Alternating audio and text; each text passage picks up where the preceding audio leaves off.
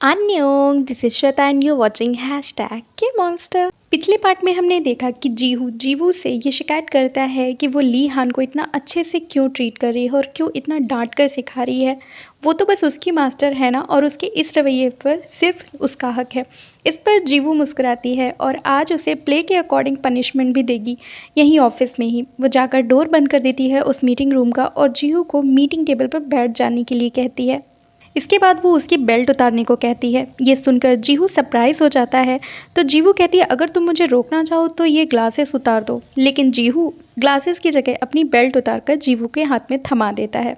अब वो उसे सबसे पहले एक बॉस की तरह खूब ज़्यादा डांटती है कि तुम चूतिया हो क्या। अगर पर्सनल और प्रोफेशनल लाइफ्स तुमसे अलग नहीं रखी जाती तो इसका तुम्हें भुगतान करना पड़ेगा। वो उस मोटी बेल्ट से ज़ोर लगातार जीहू के टेबल पर मारती है, जिससे वहाँ रखे सामान भी नीचे गिर जाते हैं। जीवू बस फिर इतना ही करके इस प्ले को ख़त्म करती है, पर जीवू अभी उसका मन ही नहीं भरा इन चीज़ों से। वो उसे ढेर सारा गालियाँ देने और पनिश करने को कहता है, क्योंकि उसने बहुत बड़ी गलती की है। जीवू के समझ नहीं आता कि वो आखिर क्या करे। फिर वो खड़े खड़े उसे चूतिया, कुत्ते का पिल्ला और पता नहीं क्या क्या क्यूट सी गालियाँ देने लगती है। वो उसे टाई से पकड़कर घसीटती हुई ऑफिस के अंदर लेकर जाती है। हर बिगड़ी चीज़ को लेकर उसे बहुत ज़्यादा सुनाती है, उसे निकम्मा, नालायक तक कहती है। और ये सब सुनकर जीवू बस उसे ही देखे जा रहा है कि वो कितना डांट रही है उसे, और बहुत खुश हो रहा है। खाली ऑफिस में इतनी ज़्यादा आवाज़ें सुनकर ऑफिस में सिक्योरिटी गार्ड चेक मारने आता है, पर ये दोनों के दोनों जल्दी से वहाँ एक टेबल के नीचे छिप जाते हैं। नीचे जीहू और उसके ऊपर जीवू गिरी हुई है। दोनों मौका देखकर जल्दी से भागकर जीहू की कार तक पहुँचते हैं और जो भी ऑफिस में हुआ उसे सोच कर ज़ोर ज़ोर से हंसे जा रहे हैं। उधर घर जाकर जीवू बस जीहू के बारे में सोच रही है कि कैसे आज सिक्योरिटी गार्ड से बचने के लिए ये छिपे थे और इनकी बॉडीज़ आपस में टच हुई, जिससे जीवू को कुछ तो फील हुआ। फिर वो इमेजिन करती है कि कार में वो जीहू के कितने करीब थी और उसका मन कर रहा था कि उसे बस किस कर ले, लेकिन ऐसा कुछ हुआ नहीं था आज। अगले दिन सुबह सुबह जीहू अपने नाश्ते का फ़ोटो क्लिक करके जीवू को भेजता है, जो बहुत ही हल्का नाश्ता है। तो जीवू उसे कॉल करके कहती है कि इतना कम खाओगे तो बॉडी में जान नहीं आएगी। तो अब तो कैंटीन में लंच टाइम पर अपने प्लेट में हैवी मील लेकर वो उसकी फ़ोटो क्लिक करके जीवू को भेजता है। उसे खाने की फ़ोटोज़ क्लिक करते हुए उसका एक कलीग कहता है, खाने की फ़ोटोज़ क्या तुम इंस्टा पर डालने वाले हो? तो वो जवाब देता है, नहीं, मेरी एक डाइटिशियन है जो कि बहुत ही स्ट्रिक्ट है, तो उसे भेजना पड़ता है मुझे डेली का अपना मील। ऑफ कोर्स वो डाइटिशियन जीवू ही है। आज रात को फिर एक प्ले होता है जिसमें जीहू को हंटर से मारती है और उसे काफ़ी ज़ख्म भी पहुंचाती है, और प्ले ख़त्म होने के बाद उसके घावों में मरहम भी लगाती है। तभी जीहू का फ़ोन रिंग होता है और ये उसकी एक्स यानी कि हैना का कॉल है। जीहू पूछती है, तुम अभी भी उससे बात करते हो? और मरहम लगाते लगाते गुस्से में उसके घाव को दबा देती है, मानो वो हैना से जेलस हो। पर जीहू कहता है, नहीं, वो ये देखने के लिए कॉल करती है कि मैं किसी को डेट तो नहीं कर रहा। इस पर जीवू कहती है कि तुमने तो उसे छोड़ा नहीं था ना, और उसे इतना ही प्यार था तुमसे तो वो गई क्यों थी छोड़कर तुम्हें? जीहू कहता है, मैं अपनी डिज़ायर्स किसी पर थोपना नहीं चाहता था, और वो इस बात से नाराज़ थी कि मैंने उसे रोकने की कोशिश भी नहीं की जब वो मुझे छोड़कर जा रही थी। जीवू पूछती है, तुम्हें यूँ मार खाकर, खून बहाकर इतना अच्छा क्यों लगता है? वो कहता है, इससे मुझे महसूस होता है कि मैं अभी भी ज़िंदा हूँ। पर यह बात जीवू के पल्ले नहीं पड़ती, और तब तक जीहू शावर लेने चला जाता है। अब जीवू BDSM वेबसाइट पर अपने कुछ दोस्तों से शेयर करती है कि उसे समझ नहीं आ रहा आखिर ये रिश्ता है कैसा। प्ले विदाउट सेक्स, ये थोड़ा सा अजीब नहीं है? तो उधर से रिप्लाई आता है, ये तो बहुत ज़्यादा ही अजीब है, पर डॉम और सब पर डिपेंड करता है ये तो तुम मुझसे बात क्यों नहीं करती इस बारे में? ऐसा लगता है जीवू अपने सब यानी कि जीहू को पसंद करने लगी है। अगली सुबह जीवू की दोस्त हेमी का कोवर्कर वो युग मिलता है उसे। अकेला देखकर उससे जीवू पूछती है कि हेमी कहाँ है, तुम अकेले ही आज डॉग्स को वॉक करा रहे हो? तो वो जवाब देता है कि वो डेट पर गई थी आज, तो थोड़ा देर से आएगी। जीवू कहती है कि तुम क्यों उसे डेट के लिए नहीं पूछते, क्योंकि उसकी आंखों में साफ दिखाई देता है कि अपनी बॉस को काफ़ी पसंद करता है, पर वो युग बात टाल देता है। उधर जीहू को उसकी एक्स हैना का कॉल आता है, जो उसे कहती है कि ज़्यादा बिजी होने का ड्रामा मत करो मेरे साथ, कल ज़्यादा पी ली थी मैंने, तो चलकर ज़रा मुझे कॉलगुक्सुक खिला दो। तो जीहू उसकी इस बात को टाल देता है और बिल्कुल मना कर देता है जाने से, और फ़ोन कट कर देता है। पर हैना को ये सुनकर कुछ खास अच्छा नहीं लगता। अगले सीन में हम देखते हैं कि आज दिन में ही दोनों घूमने के लिए निकले हैं। तभी जीहू एक रेस्टोरेंट के सामने गाड़ी रोकता है और जीहू उसे हाथ में हथकड़ियाँ लगा देती है। जीहू ये देखकर हैरान रह जाता है और जीवू कहती है हमारा इस हफ्ते का प्ले यहीं होगा। ये सुनकर जीहू काफ़ी एक्साइटेड है क्योंकि ये काफ़ी थ्रिलिंग और एक्साइटिंग है।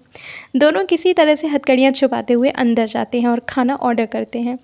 जीहू खुश है कि पहली बार आउटडोर प्ले करने वाले हैं ये लोग। खाना आता है और जीहू अपने दूसरे एक हाथ से सैंडविच खाने लगता है, जो वो खाता कम और गिराता जाता है। तो जीहू जब उसे खाने से रोकती है और बोलती है कि मैं खिला देती हूँ, तो वो कहता है नहीं मैं खा सकता हूँ, एक हाथ से देखो।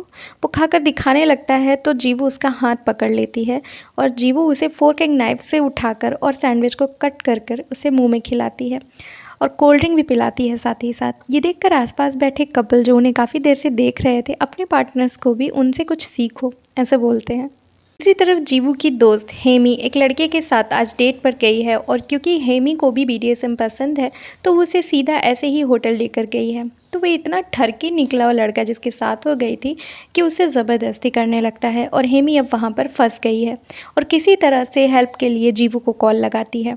जीवू जो आज जीहू से उसके मन की क्या चल रहा है उसे लेकर बात करने वाली होती है, पर तभी हेमी का कॉल आ जाता है उसे। उस कॉल को पिक करने के चक्कर में फ़ोन नीचे गिर जाता है और उठाते हुए जीवू के सर में चोट आ जाती है। इनकी हथकड़ियाँ खिंच जाने की वजह से सबके सामने एक्सपोज भी हो जाती हैं और ये दोनों वहाँ से जल्दी ही भागकर बाहर आ जाते हैं। बाहर आकर जीवू जब हेमी से बात करती है तो वो फ़ौरन हेल्प के लिए भागती है, लेकिन उसके पहले वो अपने दिल की बात जीहू से कह देती है कि वो उसे पसंद करने लगी है और उसे डेट भी करना चाहती है। पर जीहू उसे रूडली डेट के लिए इनकार कर देता है, ये कहकर कि डेट नहीं करता है वो अपने मास्टर्स को। ये सुनकर जीवू को बहुत बुरा लगता है, पर दोस्त की हेल्प के लिए भी निकलना है तो ऊपर से जल्दी में हथकड़ियाँ की चाबी भी नहीं मिल रही। तो इस हाल में ही कार में भागते हुए वो लोग होटल पहुंचते हैं, पर वहां पहुंचकर पता चलता है कि हेमी ने खुद ही कंडीशन संभाल ली है। पर हेमी इन दोनों को हथकड़ी में जकड़ा जब देखती है तो एक नोटी से स्माइल के साथ जीवू की तरफ देखने लगती है। हेमी वापस जाते वक्त जीवू से कहती है वाह ये तो सच में काफ़ी क्यूट है, पर ये तो सिर्फ जीवू ही जानती है कि उसका प्रपोजल जीहू ने आज ठुकरा दिया और जीहू बार बार उसकी तरफ कार ड्राइव करते करते देख रहा है कि वो आज उसके जवाब से कितनी सैड है। हेमी एक स्ट्रेंजर्स के साथ BDSM प्ले पर जाने के लिए अपने डिसीजन पर पछता रही है और बस रो ही जा रही है। उसे रोता देख जीहू कहता है साले आधे से ज़्यादा फेक हैं ऑनलाइन वेबसाइट्स पर, इन्हें तो DM का फुल फॉर्म तक नहीं पता होगा, इसका मतलब तो पता होना दूर की बात है। घर जाने के बाद जीवू अपनी कही बात के बारे में सोच रही है और पछता रही है कि आखिर उसने जीहू को डेट के लिए क्यों पूछा। वो सोचती है कि कुछ भी करके उसे मैसेज के थ्रू उसे अपने डेट वाली बात को भूल जाने के लिए कहना होगा जीहू से, लेकिन वो ऐसा कर नहीं पाती। उधर जीहू भी आज इस डेट वाली बात को लेकर थोड़ा सा परेशान है और वो हैना की कही बात सोचने लगता है कि कैसे जब उसने अपनी सेक्स डिज़ायर्स के बारे में हैना को बताया था तो उसने जीहू को पागल साइको समझ लिया था और बिना वक्त दिए ही उसे उसी पल छोड़कर चली गई थी। उस दिन से जीहू की हिम्मत नहीं होती कि वो किसी को डेट कर सके या उसे हाथ भी लगा सके। शायद इसीलिए उसने इतने प्लेस हुए लेकिन जीवू को गलत नीयत से कभी भी टच नहीं किया और डेटिंग के लिए भी मना कर दिया। नेक्स्ट डे ऑफिस में उस डेट वाली बात की वजह से ये दोनों एक दूसरे से बात नहीं कर रहे या फिर कह लें कि इग्नोर कर रहे हैं, पर जीहू को देखकर लग रहा है कि वो जीवू से बात करना चाहता है, लेकिन उसकी शक्ल देखते हुए और अपनी जो भी उसने आंसर किया था वो डेट वाली बात पे, उस वजह से वो बात नहीं कर पा रहा उससे। ऑफिस की एक मीटिंग के दौरान एक कोवर्कर उसके ग्लासेस उतारने लगती है देखने के लिए कि हमेशा वो उसे पहनकर क्यों रखता है, पर जीहू उस लड़की का हाथ पकड़कर उसे वो ग्लासेस छूने से रोक देता है और वो लड़की थोड़ी सी ऑफेंड हो जाती है जीहू से। वो कहता है इन्हें मत उतारो, ये मेरा लकी चार्म है और इन्हें मैं किसी को भी छूने की इजाज़त नहीं देता। जीहू और जीवू के आपस में ऑफिस के इतने दिनों के बर्ताव को बाकी लोगों ने नोटिस कर लिया है कि ये दोनों आपस में बात नहीं कर रहे। हालांकि अभी तक वो काफ़ी क्लोज थे आपस में, पर ये लोग ऑफिस वालों को कोई ख़ास जवाब नहीं देते और कहते हैं कि ऐसी कोई बात नहीं है। जीवू को नोटिफिकेशन आता है कि इन लोगों का कॉन्ट्रैक्ट इस वीक ख़त्म होने वाला है, तो कॉन्ट्रैक्ट के अकॉर्डिंग लास्ट प्ले करने के लिए वो जीहू को मैसेज करती है जिसमें वो कहती है ये हमारा आखिरी प्ले है जैसा कि हमने प्लान किया था। उसका मैसेज देखते ही जीहू के चेहरे पर स्माइल आ जाती है। जीहू घर जाकर आज के प्ले की तैयारियां करने लगती है और उधर जीहू काफ़ी खुश है और जीहू के लिए खाने की तैयारियां कर रहा है। शायद आज वो जीहू से बात करने वाला है उस दिन के बारे में, पर तभी कोई अनएक्सपेक्टेड गेस्ट आ जाता है घर में और दरवाज़ा खोलने पर वो देखता है कि हैना डोर पर खड़ी है और ड्रंक भी है। वो जीहू की तैयारियां देखकर समझ जाती है कि वो ज़रूर किसी लड़की से मिलने वाला है और कोई लड़की आज डेट पर आने वाली है। वो उसे बहुत सारी गालियां देती है और कहती है कि तुम्हें कभी भी सच्चा प्यार नसीब नहीं होगा, तुमने मेरी ज़िंदगी बर्बाद कर दी। वो सारा का सारा खाना ज़मीन पर गिराकर बर्बाद कर देती है और वहाँ से चली जाती है। पर जाते वक्त उसे रास्ते में जीवू आती हुई दिखाई देती है। जीवू अंदर जाती है तो जीहू उसे कहता है कि तुमने हैना को शायद जाते हुए देख ही लिया होगा, क्या तुमसे कुछ कह रही थी वो? जीवू पूछती है तुम लोग फिर से डेट कर रहे हो? जीहू जवाब देता है बिल्कुल नहीं, वो तो मुझसे नफ़रत करती है। जीवू कहती है वो तुमसे नफ़रत नहीं करती बल्कि मुझसे और हमारी डिज़ायर से करती। जीवू प्ले स्टार्ट करती है और जीहू को बांध देती है। वो उसके ऊपर आ जाती है और उसे आंखों में आंखें डालकर कहती है ये हमारा आखिरी प्ले है, आज तुम्हारे लिए मैं कुछ भी कर सकती हूँ, कोई रिग्रेट मत रखना मन में। जीहू उसे अपने हाथ उसकी गर्दन में फंसाकर अपनी तरफ खींच लेता है और उसे पैशनेटली किस करने लगता है। जीहू भी उसके साथ खो सी जाती है, पर तभी वो उसे धक्का देकर उठकर बैठ जाती है और कहती है नहीं, मैं ये सब नहीं कर सकती। वो उठकर जाने लगती है पर जीहू उसे रोकता है और कहता है रुक जाओ, तुम मेरी ज़िंदगी में रोशनी भरने वाली सूरज की रोशनी की तरह हो, जिससे मैं नज़दीक जाने से जल जाने के डर से दूर भागता था। प्लीज़ मुझे छोड़कर मत जाओ। पर जीवू वहाँ और नहीं रुकती और वहाँ से चली जाती है। अगले दिन जीवू देखता है कि आज जीवू ऑफिस नहीं आई, तो पता चलता है कि उसकी तबीयत थोड़ी सी ख़राब है और शाम को जीवू हेमी के यहाँ जाता है और रिग्रेट फील करता है कि उसने आखिर क्यों इन सब में जीवू को घसीटा, वो तो ऐसी थी भी नहीं। हेमी कहती है कि वो उसकी चॉइस थी, तुमने उसे मजबूर नहीं किया, लेकिन हाँ वो तुम्हें पसंद भी बहुत करती है, उसने खुद मुझसे कहा था। उधर ऑफिस में ली हान के हाथ उस दिन मीटिंग रूम में जो भी हुआ जीहू और जीवू के बीच उसकी रिकॉर्डिंग हाथ लग जाती है और वो इस रिकॉर्डिंग को ऑफिस में सबको मैसेज कर देता है और अब सबको इन दोनों के बीच में उस दिन क्या हुआ सब तक ये बात पहुंच चुकी है और सब लोग तरह तरह की बातें कर रहे हैं इनके बारे में, साथ ही हंस भी रहे हैं कि मार खाने में आखिर किसको मज़ा आता है भाई। ये बात जब जीहू तक पहुंचती है तो वो जीवू के लिए परेशान होने लगता है क्योंकि अब उसका फ़ोन भी नहीं लग रहा, वो काफ़ी ट्राई करता है। कुछ दिन बाद दोनों को ऑफिस इंक्वायरी कमेटी की तरफ से बुलावा आता है।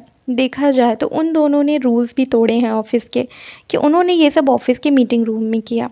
इसके अलावा ये सब इन दोनों का मजाक बनाते हैं, खासकर जीवू का।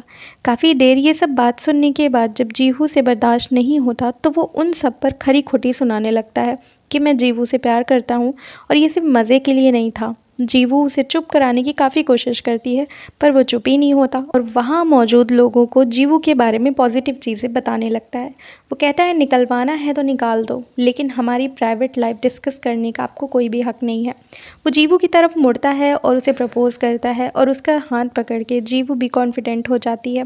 जीवू कहती है अब से हमारा रिलेशन और डिज़ायर्स हम ऑफिस के बाहर तक ही रखेंगे, कोई और क्वेश्चन हो तो बताइए, अगर नहीं तो हम चलते हैं। कमेटी मेंबर्स तो बस अपना मुंह खोलकर उन दोनों को देखते ही रह जाते हैं। दोनों बाहर निकलते हैं और आगे क्या करना है ये डिस्कस करते हैं। जीवू सिर्फ डेटिंग करना चाहता है और बीडीएसएम को जीवू पर थोपना नहीं चाहता, पर जीवू का कहना है कि इस लास्ट मंथ उसने प्लेस को काफ़ी इन्जॉय किया, तो क्यों ना बीडीएसएम और डेटिंग साथ में ही की जाए, क्योंकि इम्पॉसिबल तो कुछ भी नहीं होता।